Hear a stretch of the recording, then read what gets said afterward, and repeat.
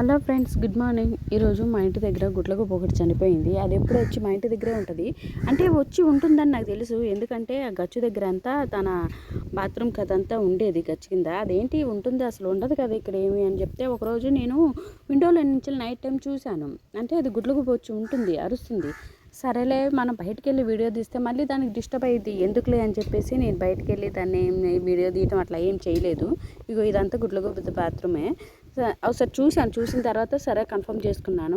Night టైంలో వేటాడుతూ ఉంటుంది కదా గుడ్లగూబ, అందుకోసమే నైట్ టైంలో ఏమైందంటే ఈ బకెట్లో చిన్న చేపపిల్లలు ఉన్నాయి.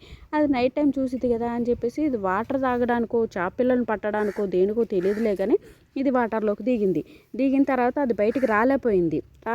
రాలేక కుదరటం అవ్వక దానికి అందుట్లోనే చనిపోయింది. అసలు నాకు భలే బాధ అనిపించింది. అంటే ఇది నైట్ టైమే వేటాడుతూ ఉంటుంది, అందుకోసమే అది చేప పిల్లల్ని చూసి దిగింది అనుకుంటా.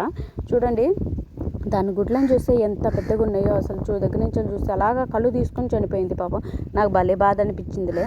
అయితే సరే చనిపోయింది కదా, అలా పడేస్తే మంచిది కాదులే అని చెప్పేసి మేమే చెట్టు కింద చిన్న గొయ్యి తీసేసి గొయ్యిలో పాతి పెట్టేశాము. అంటే నైట్ టైమే కనబడిద్ది గుడ్లగూబ పై, అయినా నైట్ టైము కనబడిద్ది. గబ్బిలాలు కూడా నైట్ టైమే కదా తిరుగుతూ ఉంటాయి, గుడ్లగూబ కూడా నైట్ టైమే వేటాడుతుంది. అందులో బకెట్లో చేపల్లో ఉండటం వల్ల అది తినడానికి వెళ్ళింది అనుకుంటా బహుశా. ఇంటి దగ్గర పక్షులు అయితే చాలా వస్తాయి, అలాగే పక్షులు వస్తాయి, కాకులు వస్తాయి అనుకున్నానులే కానీ గుడ్లగూబ కూడా వచ్చి ఇలా స్టే చేసిద్దని ఉంటుందని నేను అనుకోలేదు.